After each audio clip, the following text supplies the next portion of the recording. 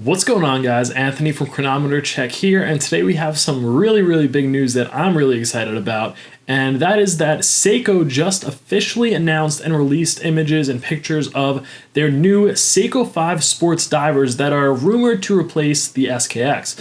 And I use the term replace loosely because there are a couple of things that the SKX still does a little bit better. It still has an edge, so it's not like if you have an SKX you need to get rid of it completely, but super exciting. They announced 27 different models, so we're going to get a look into some of them, and I'll be putting pictures of all the variations on the site. You could check it out in the description below. First off, customary wrist check, of course. To celebrate the occasion, I am wearing my SKX. This is the 009 that I absolutely love. One of the first serious mechanical watches that sort of got me into watches as more than just buying something. The SKX was the watch, or one of the watches really, that made me say, oh, okay, I'm actually kind of super interested in this.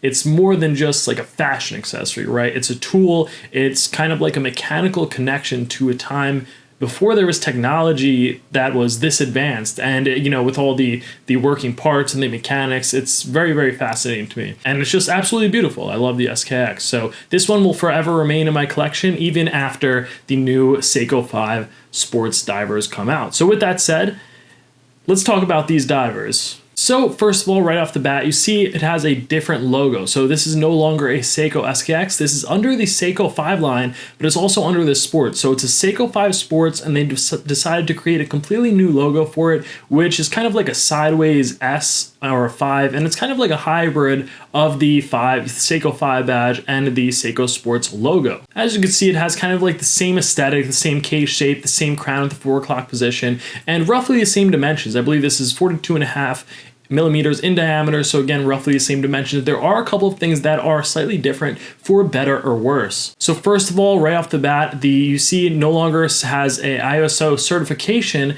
and that is because the water resistance has dropped. This is one of the biggest, and I would say one of the only bummers about this watch.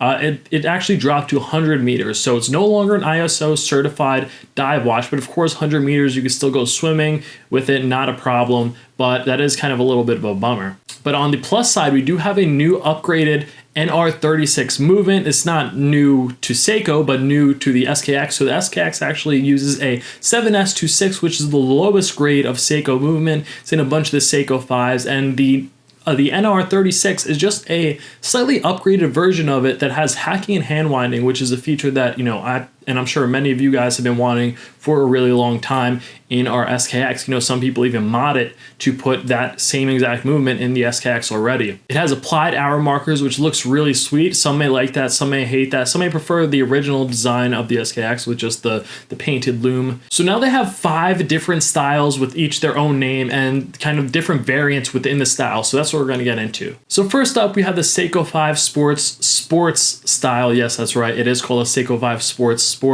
and these are kind of sort of your more traditional looking dive watches. There are a bunch of different color options to choose from, but this is where you're going to find like your blues, your Pepsis. It does have regular options like just standard black and things like that, but there are a couple of really interesting variations as well. For example, you have an orange dial variant and a sort of like teal aquamarine greenish variant that looks kind of really interesting, as well as a different type of case. They actually have a bunch of different types of case finishes in the entire Seiko 5 Sports line. I don't know if this is a gunmetal gray or like a PVD coated black, which we will see throughout this line, but it's kind of just a much darker metal than just regular stainless steel. And that's kind of one of the awesome things about this line of watches. They didn't just create 1 or 2 or 3 options.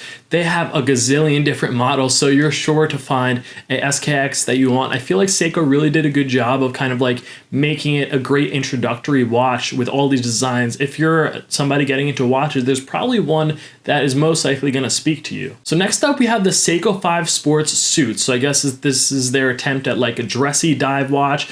And I like it. It's kind of like vintage, almost rustic inspired. It has patina loom pips, which I think look really nice. Sort of an almost faded dial that again adds to sort of the vintage charm of the watch. And some of them do come on a Milanese mesh. I always pronounce that wrong. Milanese, whatever. Mayonnaise mesh, no. But a Milanese mesh bracelet that again adds to the vintage charm. I really love that style. I think it looks awesome. I think these in particular would look amazing in a 38mm variant, which they haven't announced yet. But supposedly there are a couple of of different styles they didn't announce yet. So maybe those are the 38mm variant to compete with the SKX 013. And I think these would be a perfect candidate for that style of smaller diver. Next up, we have the Specialist, which is kind of pretty simple, pretty straightforward. They just have very basic offerings, except one of them actually has a rose gold plated case as well as rose gold hour hands and embassy. So that's really nice touch. That's actually one of them that I'm eyeing the most, along with one of these suit models. So I might pick up those, so stay tuned in the future. They have a traditional black variant as well as one that's kind of, again, with this sort of like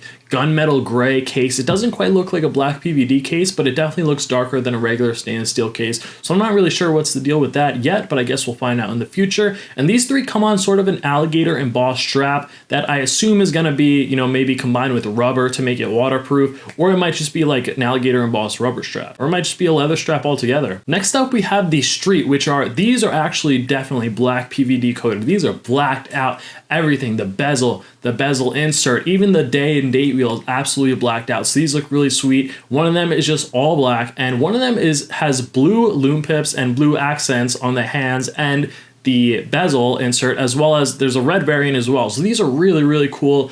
Very kind of like a stealthy option. Very nice. I wonder how the loom is actually going to look. So next up, we have the Sense style, which are kind of like the more outdoorsy vibe. You have one in sort of like a forest green and one in like a burgundy-ish brown. And they both have very interesting sort of textured dials. So a little bit different than the rest of the models because their dial does set them apart. They have a contrasting second hand. The green version has a yellow second hand and the red version has a green second hand. So kind of interesting. And they both come on NATOs that complement their respective colors. So again, pretty interesting.